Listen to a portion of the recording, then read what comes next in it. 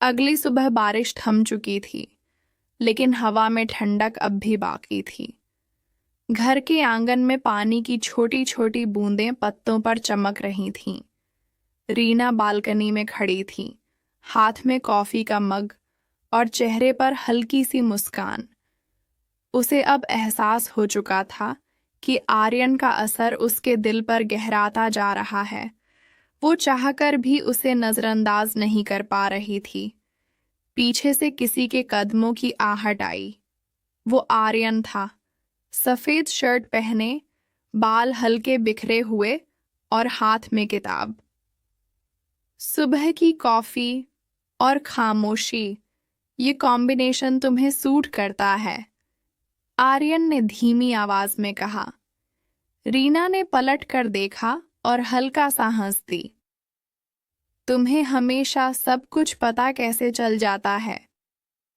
आर्यन ने उसकी आंखों में देखते हुए कहा, शायद इसलिए कि मैं तुम्हें सचमुच देखता हूं। उसके शब्दों में कुछ ऐसा था जिसने रीना का दिल धड़का दिया। उसने कप को रेलिंग पर रखा और बालों को पीछे किया। उसकी नजरों का सामना करना मुश्किल हो रहा था। दोपहर में दोनों साथ में किचन में थे। रीना सब्जी काट रही थी और आर्यन पास खड़ा सलाद बना रहा था। किचन छोटा था, इसलिए उनके हाथ बार बार टकरा रहे थे। एक बार जब रीना ने चाकू रखने के लिए हाथ बढ़ाया, तो गलती से उसकी उंगली हल्की सी कट गई। अरे! रीना ने धीमी सी आवाज निकाली। आर्यन ने तुरंत उसका हाथ पकड़ लिया। देखो जरा, छोटा सा कट है लेकिन खून निकल रहा है। उसने नल के नीचे उसका हाथ रखा और धीरे से पानी बहाया। रीना उसके स्पर्श से कांप सी गई। दिल की धड़कन और तेज हो गई। इतनी लापरवाह क्यों रहती हो?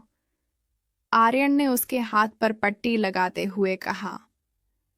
रीना ने उसकी आंखों में देखा। और अगर मैं लापरवाह न होती, तो तुम्हें इतना ध्यान देने का मौका कैसे मिलता?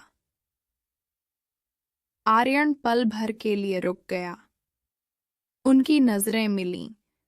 वो नजदीक खड़े थे, इतने नजदीक कि रीना उसकी सांसें महसूस कर पा रही थी।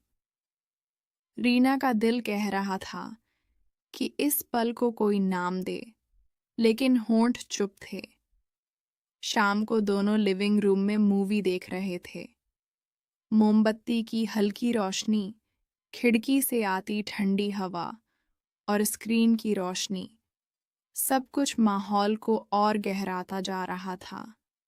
रीना सोफे पर बैठी थी और उसके बाल बार बार चेहरे पर आ रहे थे।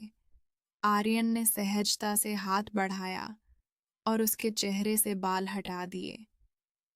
रीना का दिल जैसे थम गया। उसने धीरे से फुसफुसाया, आर्यन। आर्यन ने कुछ नहीं कहा, बस उसकी ओर झुक गया। दोनों के बीच अब सिर्फ सांसों की दूरी थी।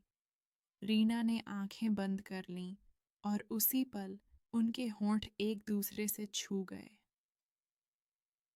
पहला किस, नाजुक, धीमा और अनजाना, जैसे कोई राज जो अब खुल चुका था।